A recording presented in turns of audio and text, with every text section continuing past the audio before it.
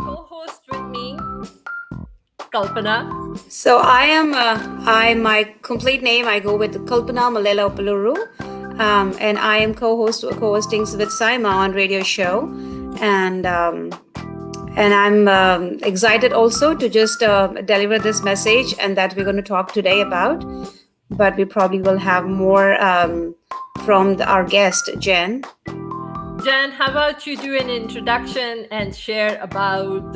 but before you do that, Jen, friends, the reason I have Jen here personally is very selfish reasons. And those reasons are I have her here exclusively for myself. So, Jen Russman, and I am an energy healer. I specialize in emotional healing, specifically for women and children with trauma in their backgrounds. And I practice what I call the energetics of self-healing. And that really includes, the heartbeat of that is really helping people understand the direct link between stored trauma in the body as it relates to dis-ease in the body. And so it's cause and effect. And it comes from my own lived experiences and my own healing journey of healing all of the things from childhood sexual trauma to addiction to going from living sick, disabled, and homebound with MS for almost 7 years to completely healing that. I don't even identify with having MS anymore. And I now understand that healing the trauma stored in my body was key to releasing and healing from the autoimmune dis-ease in my body.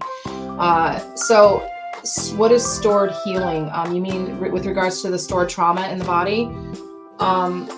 When we experience traumas, whatever they may be. I mean, it could be grief, it could be abandonment, it could be betrayal, divorce. I mean, it could be physical abuse, sexual abuse, domestic violence, whatever it might be.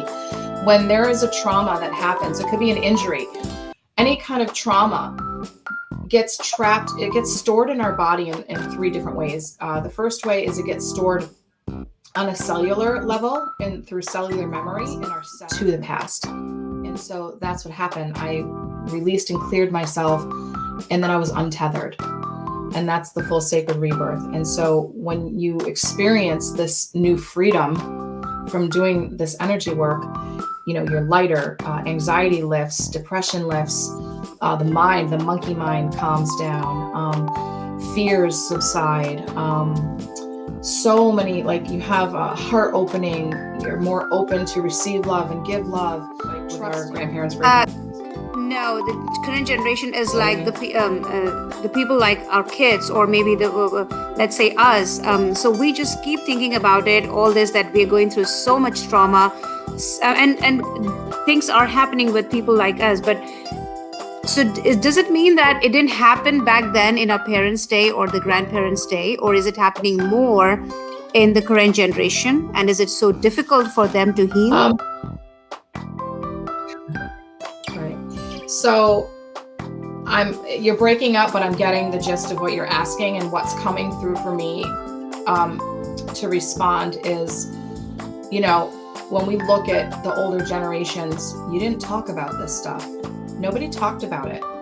Right. You just dealt with it. It just was there, and you just did what you had to do, right? And so as the generations have gone on, and things have come out more and more, this stuff always existed. Abuse was always there. All of these things that so many of us fall victim to or experience, it's all there. It's just now things are so much more out in the open, and it's more acceptable than it ever was to talk about things.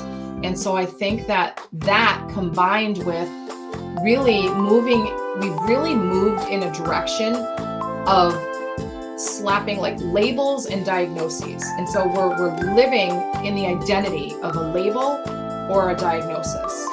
And the doctors are just treating labels and diagnosis with medications and prescriptions. And here, take this pill or do this or take that or go seek counseling and, learn to live with it. Here's some tools. So energy is very powerful, and it's all vibration. It's interesting when you mentioned, so it just recollected me that few years ago, I was having a pain on my neck for weeks, and I was like getting lazy to book an appointment with the doctor. And I mentioned to my sister, and what she did was she mentioned to her friend who does a pranic healing, and then she didn't tell me that she mentioned to her. And the next day morning, I wake up and it was gone, and I did not know why. I was like, wow, something happened. Probably I slept on the wrong side and I slept on the right side today. And then she called me. She said, is your pain gone? I said, yeah. Like, why did you ask? She said, I mentioned to my friend and she does pranic healing, and she kept you in her energy vibration or something. And I didn't believe. I said, I don't know what she's talking about. But now that you mentioned, and then and I was like so inspired, and I just called her and said thank you that you just did it. And then she knew nothing about what's going on with me. My sister mentioned, and then she did, and then it was gone. And I was like, wow, that's really wonderful. So powerful. See, that's powerful. You didn't even know. You didn't even know. She wasn't there. Yeah, I didn't even know about you it. went to bed, you went to sleep, and you woke up, it was gone. Like. And now that you mentioned, so I recollected it. that's what happened. That's really great. Yeah. I can hear you. Yes. So what does bad energy do for human beings, for us? Why is it so important for us to release that? Because stagnation in the body equals dis-ease, and we have to have movement and flow. And so when you think of energy is motion. It's always in motion. Okay? Energy doesn't stagnate. It's in motion. And when we look at the word emotion, we break it down to E, motion. And emotion that we feel is simply energy. So I don't know if you know this, but the word Noor means light of God, and I think that's literally what you are. You are shining your own light on people and helping people heal their energy. So as always, I'm so honored to have you on my show. And thank you so much for being here and for touching lives of people who are watching, because I think each and every one of us, each human being in this world, we've all gone through our shares of heartbreaks and trauma and highs and lows.